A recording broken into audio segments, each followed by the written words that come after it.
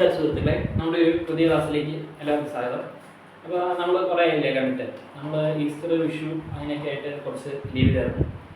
അപ്പോൾ നമ്മൾ ഇനി കണ്ടിന്യൂസ് ആയിട്ട് നമ്മൾ പറഞ്ഞായിരുന്നു ഒരു പുതിയ സീരീസ് എന്ന ലെവലിൽ ചെയ്യുമെന്ന്. നമ്മൾ ബയോളജിയിൽ ഇമ്പോർട്ടൻ്റ് ആയിട്ടുള്ള ടോപ്പിക്സ് നമ്മളതിങ്ങനെ മസ്തിഷ്കം, അതിൻ്റെ ജ്ഞാനേന്ദ്രിയങ്ങൾ, അങ്ങനെ ഓരോ ടോപ്പിക്സ് നമ്മൾ നിങ്ങൾക്ക് വേണ്ടി തരുമെന്ന് നമ്മൾ പറഞ്ഞിട്ടുണ്ടായിരുന്നു.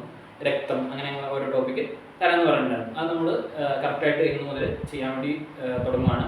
അപ്പോൾ നമ്മുടെ ആദ്യത്തെ ടോപ്പിക് എന്ന് പറഞ്ഞാൽ മസ്തിഷ്കമാണ്. മസ്തിഷ്കം എല്ലാ എക്സാംസിനും തന്നെ റിപ്പീറ്റ് ചെയ്ത് ചോദിക്കുന്ന ഒരു ടോപ്പിക്കാണ്. അപ്പോൾ നമുക്ക് അതിൻ്റെ ബേസിക് ആയിട്ടുള്ള കാര്യങ്ങളും എന്തൊക്കെയാണ് അതിൻ്റെ അകത്ത് ഉള്ള കാര്യങ്ങളെന്ന് നോക്കാം. ഓക്കെ, നമുക്ക് പോകും. ഓക്കെ, അപ്പം മസ്തിഷ്കം നാഡീവ്യവസ്ഥയുടെ കേന്ദ്രം എന്നാണ് മസ്തിഷ്കം അറിയപ്പെടുന്നത്. നാഡീവ്യവസ്ഥയുടെ കേന്ദ്രം എന്നാണ് മസ്തിഷ്കം അറിയപ്പെടുന്നത്. ഏറ്റവും കൂടുതൽ ന്യൂറോണുകൾ ഉൾക്കൊള്ളുന്ന ഭാഗമാണ് മസ്തിഷ്കം. നാഡീവ്യവസ്ഥയിൽ ഏറ്റവും കൂടുതൽ ന്യൂറോണുകൾ ഉൾക്കൊള്ളുന്ന ഭാഗമാണ് മസ്തിഷ്കം. ഓക്കെ, മനസ്സിലായല്ലോ. നാഡീവ്യവസ്ഥയിൽ ഏറ്റവും കൂടുതൽ ന്യൂറോണുകൾ ഉൾക്കൊള്ളുന്ന ഭാഗമാണ് മസ്തിഷ്കം. അടുത്തതെന്ന് പറഞ്ഞാൽ ശരാശരി ഭാരം. എല്ലാ അവയവങ്ങളുടെയും ശരാശരി ഭാരം നമ്മൾ അറിഞ്ഞിരിക്കണം. അങ്ങനെ ഒരു ക്വസ്റ്റ്യൻ ഈ 10th പ്രിലിമിനറി അല്ലെങ്കിൽ 10th മെയിൻസ്, ഡിഗ്രി ലെവൽ, ഡിഗ്രിക്ക് അങ്ങനെ ചോദിക്കാറില്ല, എന്നാലും 10th പ്രിലിമിനറി മെയിൻസ്, പിന്നെ ഇപ്പോൾ ഒരു ദേവസ്വം ബോർഡിൻ്റെ ഒക്കെ എക്സാം ഉണ്ടല്ലോ, അതിനൊക്കെ ഡയറക്റ്റ് തന്നെ അങ്ങനത്തെ ഒരു ക്വസ്റ്റ്യൻ നിങ്ങൾക്ക് പ്രതീക്ഷിക്കാവുന്നതാണ്. ഓക്കെ, അപ്പോൾ ശരാശരി ഭാരം പറഞ്ഞാൽ മസ്തിഷ്കത്തിൻ്റെ ശരാശരി ഭാരം പറഞ്ഞാൽ 1400 gram. ഇത് കിലോയിലേക്ക് കൺവേർട്ട് ചെയ്യുമ്പോൾ 1.3 to 1.4 kg ആയിരിക്കും അതിൻ്റെ ഒരു ഏകദേശം വെയിറ്റ് വരുന്നത്. നമുക്ക് അടുത്ത് നോക്കാം. മസ്തിഷ്കത്തെ പൊതിഞ്ഞ് സംരക്ഷിക്കുന്ന, ഈ മസ്തിഷ്കത്തെ ക്ഷതങ്ങളിൽ നിന്നൊക്കെ പൊതിഞ്ഞ് സംരക്ഷിക്കുന്ന ഒരു ഇതുണ്ട്, അതൊരു ചെറിയൊരു പാളിയുണ്ട്. ആ പാളിക്ക് പറയുന്നതാണ് മെനിഞ്ചസ് എന്നാണ് ഈ പാളിക്ക് പറയുന്നത്, പൊതിഞ്ഞ് സംരക്ഷിക്കുന്ന പാളി. ഇനി അടുത്തത് ഈ പൊതിഞ്ഞ് സംരക്ഷിക്കുന്ന ഒരു അസ്ഥിയും കൂടെ ഉണ്ട്. ഇത് രണ്ടും നമ്മൾ ഒന്നിച്ചൊക്കെ പഠിച്ചു പോയിക്കാം. ഓക്കെ, പൊതിഞ്ഞ് സംരക്ഷിക്കുന്ന അസ്ഥി നിർമ്മിതമായ ഒരു പേടകം, ആ പേടകത്തിന് പറയുന്ന പേരാണ് കപാലം. മസ്തിഷ്കത്തെ പൊതിഞ്ഞ് സംരക്ഷിക്കുന്ന ഒരു അസ്ഥി നിർമ്മിതമായ പേടകമാണ് കപാലം. ഓക്കെ, ഇനി നമ്മൾ മസ്തിഷ്കത്തെ കുറിച്ചുള്ള പഠനം നോക്കണം. മസ്തിഷ്കത്തെ കുറിച്ചുള്ള പഠനം ഫ്രിനോളജി എന്നാണ് അറിയപ്പെടുന്നത്. ഈ ഫ്രിനോളജി പഠിക്കാൻ ഒരു ഈസി വഴി ഒന്നുമില്ല. നമ്മൾ പൊതുവെ പറയുന്നത്, നമ്മൾ സാധാരണക്കാർ അല്ലെങ്കിൽ ഒരു ലെവലുള്ള ആരായിക്കോട്ടെ, അവർ എല്ലാവരും നമ്മുടെ ബ്രെയിനിൻ്റെ ഒരു 20% ഒക്കെ യൂസ് ചെയ്യാറുള്ളൂ എന്നാണ് ശാസ്ത്രീയമായി തെളിയിക്കപ്പെട്ടിട്ടുള്ളത്. എന്നാൽ ഈ ശാസ്ത്രജ്ഞരായിട്ടുള്ള ആൾക്കാരൊക്കെ ഹൈ എൻഡ് ആയിട്ടുള്ള അവരുടെ ഒരു 90% ഓഫ് ബ്രെയിൻ യൂട്ടിലൈസ് ചെയ്യുന്നുണ്ട്. അവർ നല്ല ബ്രെയിൻ കത്തിച്ച് കളയുന്നുണ്ട് തന്നെ പറയാം. കാരണം എന്താ വെച്ച് കഴിഞ്ഞാൽ അവരങ്ങനെയാണെങ്കിൽ വലിയ വലിയ സാധനങ്ങൾ, ഇപ്പോൾ തോമസ് ആൽവ എഡിസൺ ബൾബ് കണ്ടുപിടിച്ചു, അതുപോലെ വലിയ വലിയ ആൽബർട്ട് ഐൻസ്റ്റീൻ്റെ സംഭവം, പിന്നെ അതുപോലെ ഓരോരോ വലിയ വലിയ സംഭവങ്ങൾ. അപ്പോൾ നമ്മൾ മനസ്സിലാക്കുന്നത് നമ്മുടെ ബ്രെയിൻ ഫ്രീ ആണ്, നമ്മളത് യൂസ് ചെയ്യുന്നില്ലല്ലോ. അപ്പം മസ്തിഷ്കത്തെ കുറിച്ചുള്ള പഠനം ചോദിച്ചു കഴിഞ്ഞാൽ ഫ്രിനോളജി എന്ന് മനസ്സിലാക്കിയത്. എന്താണ് ഫ്രിനോളജി? അതുപോലെ തന്നെ നമ്മൾ കപാലത്തെ കുറിച്ചുള്ള പഠനം മനസ്സിലാക്കാം. കപാലത്തെ കുറിച്ചുള്ള പഠനം, അതിന് കപാലത്തെ കുറിച്ചുള്ള പഠനം പഠിക്കാനും ഒരു ഈസി വഴിയുണ്ട്. കപാലത്തിന്റെ ഇംഗ്ലീഷ് പഠിച്ചു വെച്ചിട്ട്, കപാലത്തിന്റെ ഇംഗ്ലീഷ് എന്താണ്? ക്രേനിയം. അപ്പോൾ കപാലത്തിന്റെ ഇംഗ്ലീഷ് ക്രേനിയമാണ്. കപാലത്തിന്റെ ഇംഗ്ലീഷ് ക്രേനിയം ആകുമ്പോൾ തന്നെ ക്രേനിയോളജി അങ്ങനെ പഠിച്ചാൽ മതി. അപ്പോൾ കപാലത്തെ കുറിച്ചുള്ള പഠനം ക്രേനിയോളജി. ഓക്കെ, അതവിടെ കിട്ടി. ഇനി കപാലത്തിലെ അസ്ഥികൾ, അത് സെപ്പറേറ്റ് ആയിട്ട് ഇങ്ങനെ ചോദിക്കും. മുഖാസ്ഥികൾ എത്ര, കപാലത്തിലെ അസ്ഥികൾ എന്നൊക്കെ ചോദിക്കാറുണ്ട്. അപ്പോൾ കപാലത്തിലെ അസ്ഥികൾ നമ്മളിവിടെ പഠിച്ചു പോകണം. കപാലത്തിലെ അസ്ഥികൾ എത്രയാണെന്ന് വെച്ച് കഴിഞ്ഞാൽ 8 അസ്ഥികളാണ് കപാലത്തിലുള്ളത്. നമ്മുടെ മസ്തിഷ്കത്തെ സംരക്ഷിക്കുന്ന ഒരു അസ്ഥി നിർമ്മിതമായ പേടകമാണ് കപാലം. അപ്പോൾ കപാലത്തിലെ അസ്ഥികൾ എത്രയാണെന്ന് വെച്ച് കഴിഞ്ഞാൽ ആ പേടകത്തിൽ എത്ര അസ്ഥികളുണ്ടെന്ന് ചോദിച്ചു കഴിഞ്ഞാൽ 8 അസ്ഥികളാണുള്ളത്. അത് നിങ്ങൾക്ക് മാറിപ്പോയത്, തെറ്റിപ്പോയി ചെയ്യരുത്. ഓക്കെ, ഇനി നമ്മൾ മെനിഞ്ചസിന്റെ കാര്യം പറഞ്ഞല്ലോ. ഈ മെനിഞ്ചസിന്റെ ഉള്ളിൽ ഒരു ദ്രവം കാണപ്പെടുന്നുണ്ട്. നമുക്ക് ഈ മെനിഞ്ചസ് എന്താ ചെയ്യുന്നത് വെച്ച് കഴിഞ്ഞാൽ നമ്മുടെ ഈ തലച്ചോറിൽ അല്ലെങ്കിൽ മസ്തിഷ്കത്തിന്റെ ഉള്ളിലേക്ക് നമുക്ക് ആവശ്യമായിട്ടുള്ള ഓക്സിജനും പോഷകഘടകങ്ങളും എത്തിക്കുക. പിന്നെ നമുക്ക് എന്തെങ്കിലും നമുക്കൊരു ആക്സിഡന്റ് സംഭവിക്കുന്ന ശേഷം നമ്മൾ സാധാരണ ബൈക്കിലാണ് പോകുന്നത്, ബൈക്കിലൊക്കെ നമുക്ക് ഹെൽമെറ്റ് ഒക്കെ ഇടുന്നുണ്ട്. എന്നാൽ പോലും നമ്മൾ ഈ ബാഹ്യ ക്ഷതങ്ങളിൽ നിന്നൊരു സംരക്ഷണം, കപാലം നമുക്ക് സംരക്ഷണം നൽകുന്നുണ്ട്. എന്നാൽ പോലും നമ്മുടെ ഒരു ബാഹ്യമായിട്ടുള്ള ഒരു വലിയൊരു ഇടി വന്നാലും ഒരു സംരക്ഷണം നൽകുന്ന ഒരു സംഭവമാണ് മെനിഞ്ചസ്. അപ്പോൾ നിങ്ങൾ ഓർക്കും, അയ്യോ മെനിഞ്ചസ് എന്ന് പറഞ്ഞൊരു ചെറിയ സ്ഥലമല്ലേ, അതിൽ നിന്ന് സംരക്ഷിക്കാം. പക്ഷേ ആ സ്ഥലം ഉള്ളതുകൊണ്ട് അത്യാവശ്യം സംരക്ഷണം നമുക്ക് ലഭിക്കും. അത് നിങ്ങൾ അങ്ങനെ ചിന്തിച്ച് വെച്ചോളാം. നമ്മൾ ഹെൽമെറ്റിനൊക്കെ ഒരു അത്യാവശ്യം സംരക്ഷണമില്ല, വലിയ ഇമ്പാക്ട് ഹിറ്റ് ചെയ്ത് കഴിഞ്ഞാൽ എന്തായാലും പോകും. അപ്പോൾ അങ്ങനെ മനസ്സിലായി, ആരോഗ്യം ചിന്തിച്ച് വെച്ചേക്കാം. കപാലം മെനിഞ്ചസ് നമ്മുടെ സംരക്ഷണ പാളികളാണ്, അതിൽ അങ്ങോട്ടും ഇങ്ങോട്ടും മാറാതിരുന്ന മാത്രമേ. ഓക്കെ, പിന്നെ നമ്മൾ പറഞ്ഞു വന്ന കാര്യം, അതിനകത്ത് ഒരു ദ്രവമുണ്ട്, സെറിബ്രോസ്പൈനൽ ദ്രവം. സെറിബ്രോസ്പൈനൽ ദ്രവം എവിടെ കാണപ്പെടുന്നു എന്ന് ഒരു ക്വസ്റ്റ്യൻ ചോദിക്കാം. എവിടെ കാണപ്പെടുന്നത്? മെനിഞ്ചസിന്റെ അകത്താണ് സെറിബ്രോസ്പൈനൽ ദ്രവം കാണപ്പെടുന്നത്. ഈ മർദ്ദത്തെ ക്രമീകരിക്കുക, അതൊക്കെയാണ് ഈ സെറിബ്രോസ്പൈനൽ ദ്രവത്തിന്റെ ലക്ഷ്യം. അത് സെറിബ്രോസ്പൈനൽ ഫ്ലൂയിഡ് എന്ന് ചോദിക്കാട്ടോ. ഇനി അടുത്തത്, അപ്പോൾ അതാണ് നമ്മുടെ ബേസിക് ഫാക്ട്സ്. മസ്തിഷ്കത്തെ കുറിച്ചുള്ള ബേസിക് ഫാക്ട്സ് ഇതൊക്കെയാണ്. ഇനി നമുക്ക് അതിനകത്ത് ഓരോരോ ഭാഗങ്ങളാണ് നോക്കുന്നത്. ഏറ്റവും വലിയ ഭാഗം, ഏറ്റവും ചെറിയ ഭാഗം, പിന്നെ ഐച്ഛിക പ്രവർത്തനങ്ങളെ കൺട്രോൾ ചെയ്യുന്നത് ഐച്ഛിക പ്രവർത്തനം എന്ന് പറയുമ്പോൾ വോളണ്ടറി ആയിട്ടുള്ള ആക്ഷൻസ്, അതിന് നമുക്ക് കൺട്രോൾ ചെയ്യാൻ പറ്റുന്ന നമ്മുടെ കയ്യനക്ക്, കാലനക്ക് എന്നൊക്കെ പറഞ്ഞാൽ നമുക്ക് കൺട്രോൾ ചെയ്യാൻ പറ്റും. പിന്നെ അനൈച്ഛിക പ്രവർത്തനം എന്ന് പറഞ്ഞു കഴിയുമ്പോൾ നമ്മൾ ഈ തുമ്മല്, ഛർദി, അതൊക്കെ. ഇപ്പോൾ ഒരു തുമ്മല് നമ്മൾ വിചാരിച്ച് നമുക്ക് ആക്കി തുമ്മാൻ പറ്റില്ലല്ലോ. അതായത് നമ്മുടെ ഉള്ളിൽ നിന്ന് നമുക്ക് എടുത്തിട്ട് നമുക്ക് തുമ്മാൻ പറ്റില്ല. തുമ്മൽ എന്ന് പറഞ്ഞാൽ ഇൻവോളണ്ടറി ആയിട്ടുള്ള ആക്ഷനാണ്, അനൈച്ഛിക പ്രവർത്തനം. അതിപ്പോൾ സ്റ്റാർട്ട് ചെയ്ത് കഴിഞ്ഞാൽ നമുക്ക് അങ്ങനെ പെട്ടെന്ന് അങ്ങനെ കൺട്രോൾ ചെയ്യാൻ പറ്റില്ല. അല്ലെങ്കിൽ അത്ര ഒരു എന്താ പറയുക ഫുൾ കൺട്രോൾ, പക്ഷെ അത് പറ്റാൻ ചാൻസ് ഇല്ല. അപ്പോൾ അങ്ങനെ തന്നെ ഓർത്തോ, അനൈച്ഛിക പ്രവർത്തനം ഐച്ഛിക പ്രവർത്തനത്തെ നമ്മളത് അങ്ങനെ തന്നെ പഠിച്ചു വെക്കാം. അപ്പോൾ നമ്മൾ ഈ 5 ഭാഗം നോക്കുകയാണ്. ഒന്നാമത്തെ സെറിബ്രം. സെറിബ്രം ഏറ്റവും വലിയ ഭാഗമാണ്. സെറിബെല്ലം തൊട്ട് താഴത്തെ, അതായത് ലിറ്റിൽ ബ്രെയിൻ എന്നാണ് പറയുന്നത്. ആദ്യം സെറിബ്രം, പിന്നെ സെറിബെല്ലം, ഓക്കെ, പിന്നെ തലാമസ്, അത് കഴിഞ്ഞാൽ പിന്നെ ഹൈപ്പോതലാമസ്. സെറിബ്രം, സെറിബെല്ലം, തലാമസ്, പിന്നെ ഹൈപ്പോതലാമസ്, പിന്നെ ഏറ്റവും അവസാനമായിട്ട് മെഡുല ഒബ്ലങ്കേറ്റ. ഈ 5 ഭാഗങ്ങളാണ് നമ്മുടെ മസ്തിഷ്കത്തിലെ ഭാഗങ്ങൾ. ഇനി നമുക്ക് ഓരോന്നായിട്ട് എടുത്തു നോക്കാം. സെറിബ്രം, പിന്നെ സെറിബെല്ലം, തലാമസ്, ഇത് നമുക്ക് ഇങ്ങനെ എടുത്തു നോക്കാം. പിന്നെ നമുക്ക് നെക്സ്റ്റ് വീഡിയോയിൽ ഇതിൻ്റെ ഡിസീസസും കാര്യങ്ങളും കംപ്ലീറ്റ് ആയിട്ട് നോക്കി അങ്ങ് പോകാം. അപ്പോൾ നമുക്ക് ആദ്യത്തെ ഭാഗത്തിലേക്ക് പോകാം. ആദ്യത്തെ ഭാഗമാണ് മസ്തിഷ്കത്തിൻ്റെ ആദ്യത്തെ ഭാഗമാണ് സെറിബ്രം. അപ്പോൾ നേരത്തെ പറഞ്ഞതുപോലെ തന്നെ മസ്തിഷ്കത്തിലെ ഏറ്റവും വലിയ ഭാഗമാണ് സെറിബ്രം. പിന്നെ ചുളിവുകളും അടക്കുകളും കാണപ്പെടുന്ന ഭാഗമാണ് സെറിബ്രം. ഇതിങ്ങനെ സ്റ്റേറ്റ്മെന്റ് ആയിട്ട് കുറേ ക്വസ്റ്റ്യൻ പേപ്പറുകൾ നമ്മൾ കാണാറുള്ള സംഭവമാണ്. ചുളിവുകളും മടക്കുകളും കാണപ്പെടുന്ന ഭാഗമാണ് സെറിബ്രം. ഇപ്പം ഞാൻ ക്വസ്റ്റ്യൻ ഇല്ലേ, ചുളിവുകളും ചാലുകളും കാണപ്പെടുന്ന ഭാഗം എന്നാണ്.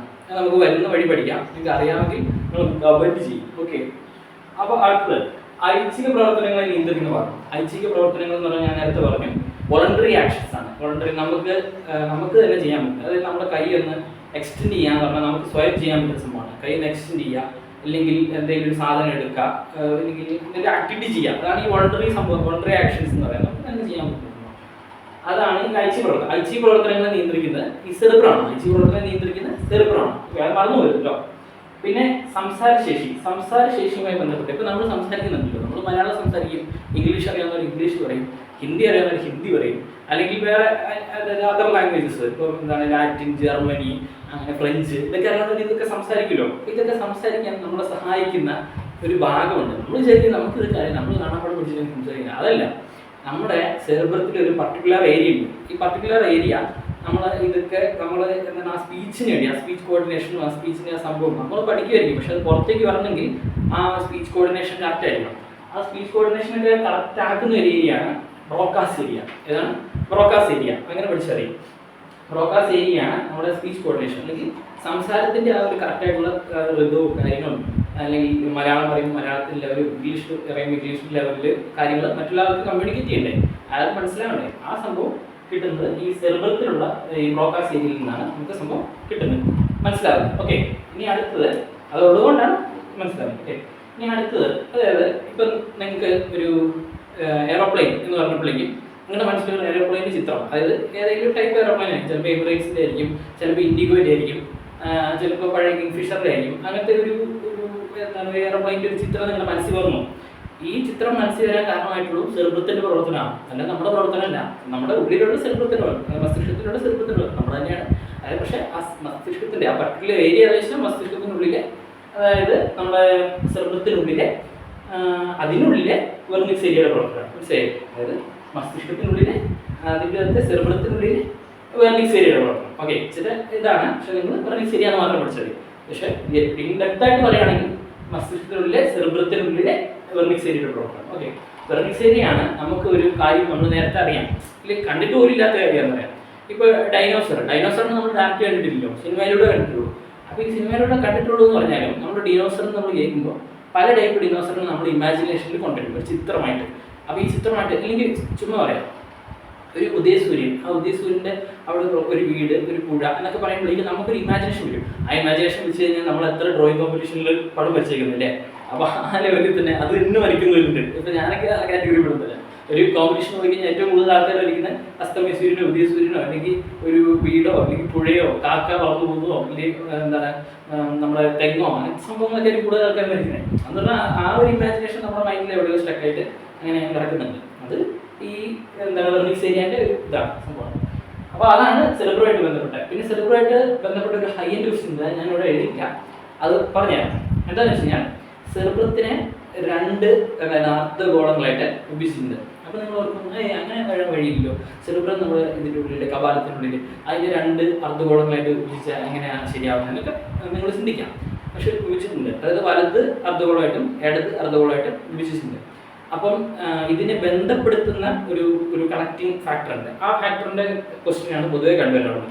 അത് നിങ്ങൾ മനസ്സിലാക്കി വെച്ചിട്ടുണ്ടാകും. അതായത് സെറിബ്രത്തിൻ്റെ ഇടത് വലത് അർദ്ധഗോളങ്ങളെ ബന്ധിപ്പിക്കുന്ന ആ ഒരു സാധനമാണ്. അതിന്റെ പേരെന്താണെന്നാണ് ചോദിക്കാം. അതിന്റെ പേരാണ് കോർപ്പസ് കലോസം. എന്താണ് കോർപ്പസ് കലോസം? ഓർത്ത് വെച്ചോ, കോർപ്പസ് കലോസം. അത് ഇഷ്ടംപോലെ വന്നിട്ടുണ്ട്. അത് ഡെപ്തിലേക്ക് പോകാത്തൊരു ആവശ്യം കിട്ടില്ല. ബേസിക് മാത്രമല്ല ഞാൻ പറഞ്ഞത്, ഡെപ്തിലുള്ള ഒരു ക്വസ്റ്റ്യനാണ്. ഓക്കെ, അപ്പോൾ നമ്മൾ സെറിബ്രം നോക്കിയിട്ട് ഇനി നമുക്ക് സെറിബെല്ലം നോക്കാം. സെറിബെല്ലത്തിലാണ് നമ്മൾ പറഞ്ഞ നേരത്തെ ഒരു സംഭവത്തിന് ആൻസർ വരുന്നത്.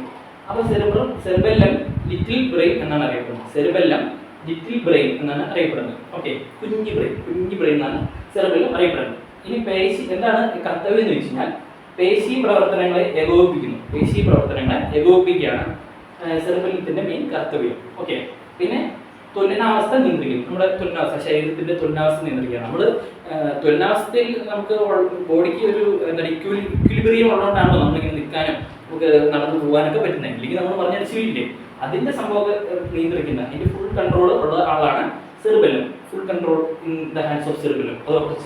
ഓക്കെ, പിന്നെ ഈ കൺട്രോൾ പോകുന്ന ഒരു അവസ്ഥ ഉണ്ട്.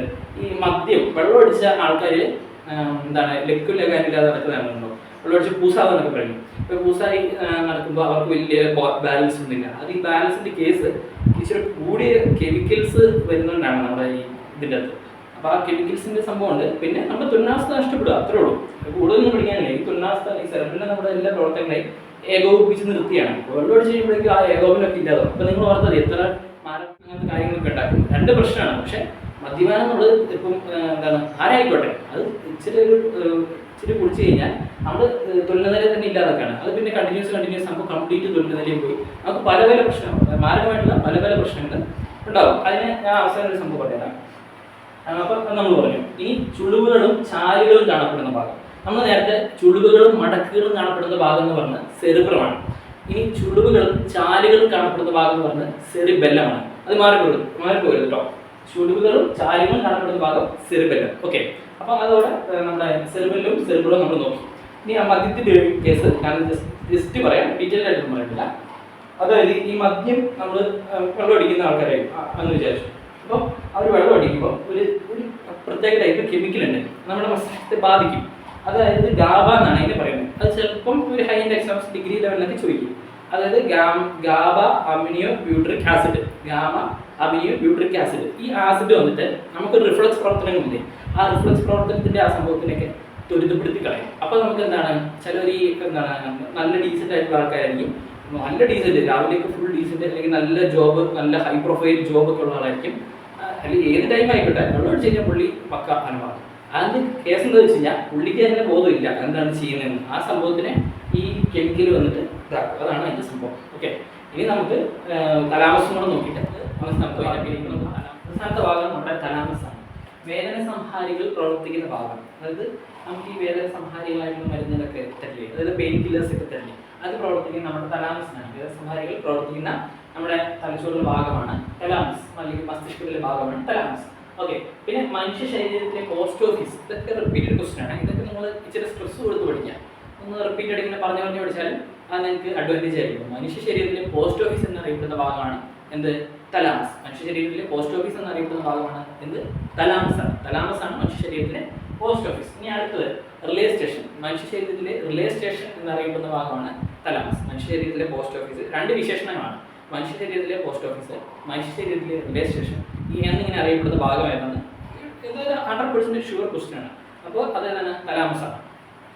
പിന്നെ അടുത്തത് ഇതിൻ്റെ എവിടെയാണ് ഇതിൻ്റെ ലൊക്കേഷൻ? അത് തലാമസ് എവിടെയാണ് കാണപ്പെടുന്നത്? അത് സെറിബ്രത്തിന് താഴെയായിട്ട് കാണപ്പെടുന്നു. സെറിബ്രത്തിന് താഴെയായി. ഞാൻ തലാമസിന്റെ പിക്ചർ ഇട്ടുവാണെങ്കിൽ ഇവിടെ ഞാൻ ഇട്ടേക്കാം. അപ്പം സെറിബ്രത്തിന് താഴെ എന്തെങ്കിലും ഇട്ടേക്കാം കേട്ടോ. സെറിബ്രത്തിന് താഴെയായി കാണപ്പെടുന്നു. സെറിബ്രത്തിന് താഴെയായി കാണപ്പെടുന്നു. ഒരു പിക്ചർ ഉണ്ടാവും. അപ്പോൾ നിങ്ങൾ ആ ലൊക്കേഷൻ മനസ്സിലാക്കുക എവിടെയാണ്. അപ്പോൾ നമുക്ക് നമ്മുടെ മൈൻഡിൽ നമ്മൾ നേരെ വെർണിക്സ് ഏരിയയുടെ കേസ് പറഞ്ഞല്ലോ, ആ വെർണിക്സ് ഏരിയ ഓർത്ത് വെച്ചോളൂ എവിടെയാണ് തലാമസിന്റെ പൊസിഷൻ. അപ്പോൾ നിങ്ങൾക്ക് എക്സാം ഹാളിൽ ഈസി ആയിട്ട് കിട്ടിക്കോളും. ഓക്കെ, സെറിബ്രത്തിന് താഴെയായി കാണപ്പെടുന്നു. ഇപ്പോൾ തലാമസിന്റെ കേസ് നമ്മൾ വയ്ക്കും. ഇത് നമുക്ക് 3 ടൈപ്പ് ഓഫ് മസ്തിഷ്കത്തെ ബാധിക്കുന്ന ഒരു രോഗങ്ങൾ എന്ന് പറയാൻ പറ്റില്ല, അതിൻ്റെ അവസ്ഥകളാണ് നമുക്ക് ഡിസ്കസ് ചെയ്യേണ്ടത്. അപ്പോൾ ഒന്നാമത്തെ ത്രോംബോസിസ്. ത്രോംബോസിസ് എന്ന് വെച്ച് കഴിഞ്ഞാൽ രക്തക്കുഴലുകളിൽ രക്തം കട്ട പിടിക്കുന്ന അവസ്ഥയാണ് ത്രോംബോസിസ്. എന്താണ്? രക്തക്കുഴലുകളിൽ രക്തം കട്ട പിടിക്കുന്ന അവസ്ഥയാണ് ത്രോംബോസിസ്. ഇപ്പോൾ ത്രോംബോസിസ് എന്ന് പറയുമ്പോൾ അതിനെ കണക്ട് ചെയ്യാൻ വേണ്ടി ത്രോംബോസിസ് നമ്മളൊരു കല്ലോ ഇഷ്ടികയോ കട്ടയൊക്കെ എടുത്തിട്ടാണ് നമ്മൾ ഒരു പട്ടിയെ എറിയുന്ന കൊടുക്കുക. അപ്പോൾ ഒരു കല്ലാണല്ലോ നമ്മൾ എടുക്കുന്നത്, കല്ലെടുക്കുക. അപ്പോൾ കട്ട അല്ലെങ്കിൽ കല്ലോ കട്ട എന്ന് തന്നെ നിർത്തും. കട്ട എടുത്തിട്ട് നമ്മൾ എറിയുന്ന നിർത്തും. അപ്പോൾ കട്ട പിടിക്കുകയാണ്, രക്തം കട്ട പിടിക്കുന്ന സംഭവമാണ് അല്ലെങ്കിൽ അവസ്ഥയാണ് ത്രോംബോസിസ്. ഇനി അടുത്തത് ഹെമറേജ്. ഹെമറേജ് എന്ന് പറഞ്ഞാൽ രക്തക്കുഴലിൽ പൊട്ടിപ്പോകുന്ന അവസ്ഥ. രക്തക്കുഴലിൽ പൊട്ടിപ്പോവാണ്, അത് ഇച്ചിരി കൂടിയ അവസ്ഥയില്ല. രക്തക്കുഴലിൽ പൊട്ടിപ്പോകുന്ന അവസ്ഥ ഇച്ചിരി ഡേഞ്ചർ ആയിട്ടുള്ള അവസ്ഥയാണ്. അപ്പോൾ അതുകൊണ്ട് രക്തക്കുഴലിൽ പൊട്ടിപ്പോകുന്ന അവസ്ഥയാണ് ഹെമറേജ്. ഇനി ഏറ്റവും അവസാനത്തെ മെനിഞ്ചൈറ്റിസ്. നമ്മൾ മെനിഞ്ചസ് എന്ന് പറഞ്ഞാൽ പാളി പറഞ്ഞല്ലോ. അപ്പോൾ ഈ മെനിഞ്ചസ് എന്ന് പറഞ്ഞാൽ പാളിക്ക് വരുന്ന ഒരു അണുബാധയാണ്. അപ്പോൾ അതിൻ്റെ അകത്ത് വിദ്യാധരനുണ്ട്. അത് പിന്നെ ചില ബുക്കുകളിൽ അങ്ങനെ തെറ്റായിട്ട് അടിച്ചു വെച്ചാൽ നിങ്ങളത് ഒന്ന് ഗൂഗിളിൽ സെർച്ച് ചെയ്താൽ മനസ്സിലാവും. ഞാൻ സെർച്ച് ചെയ്തിട്ട് പറയാൻ തന്നെ. അതായത് ബാക്ടീരിയ വഴിയും വൈറസ് വഴിയും ഈ സംഭവം ഉണ്ടാവും. അതായത് ചിലതിൽ ബാക്ടീരിയ തന്നെ കൊടുത്തിട്ടുണ്ട് ചില ബുക്സിൽ. അത് നമുക്ക് കുഴപ്പമൊന്നുമില്ല, നിങ്ങൾ ബാക്ടീരിയ തന്നെ പഠിച്ചവർക്ക് കുഴപ്പമില്ല. പക്ഷേ ബാക്ടീരിയന്ന് വൈറസിനും ഗൂഗിളിൽ കൊടുക്കുന്നുണ്ട്. നമുക്ക് ചലഞ്ച് ചെയ്യാനൊക്കെ ഒരു ഇത് വരും. ആ ഓപ്ഷൻ അല്ലെങ്കിൽ ആ ക്വസ്റ്റ്യൻ തന്നെ ക്യാൻസൽ ചെയ്യും. അപ്പോൾ നിങ്ങളുടെ അറിവിന് വേണ്ടി നിങ്ങൾ പഠിച്ചു വെച്ചേക്കാം. ബാക്ടീരിയയ്ക്കും വൈറസിനും ഒരു മെനിഞ്ചൈറ്റിസ് വരുത്താൻ വേണ്ടി സാധിക്കും. പൊതുവെ ബാക്ടീരിയ എന്നാണ് കാണുന്നത് ബുക്കുകളിലൊക്കെ, പക്ഷെ ബാക്ടീരിയയ്ക്കും അതിന് സാധിക്കും. ഇനി നമുക്ക് 2 സംഭവങ്ങൾ നോക്കേണ്ടത്, 2 മസ്തിഷ്കത്തിലെ ഭാഗങ്ങളോട് നോക്കേണ്ടത്. ഏതാണ്? ഹൈപ്പോ തലാമസും മെഡുല ഒബ്ലാങ്കിറ്റി. പിന്നെ അതിൻ്റെ കുറച്ച് അഡീഷണൽ ഫാക്ട്സും നമുക്ക് അടുത്ത ക്ലാസ്സിൽ നോക്കാം. പിന്നെ നമ്മൾ ജ്ഞാനേന്ദ്രിയങ്ങളുടെ ഒരു ടോപ്പിക്ക് സെറ്റ് ചെയ്ത് വെച്ചിട്ടുണ്ട്. അത് നമ്മൾ അടുത്ത ദിവസങ്ങളിലായിട്ട് ഇടുന്നതായിരിക്കും. അപ്പോൾ നിങ്ങൾക്ക് ഈ വീഡിയോ ഇഷ്ടമായിട്ടെങ്കിൽ ലൈക്ക് ചെയ്യുക, ഷെയർ ചെയ്യുക, സബ്സ്ക്രൈബ് ചെയ്യുക. അപ്പോൾ നമുക്ക് അടുത്ത വീഡിയോ കാണാം. അതുവരെ ബൈ.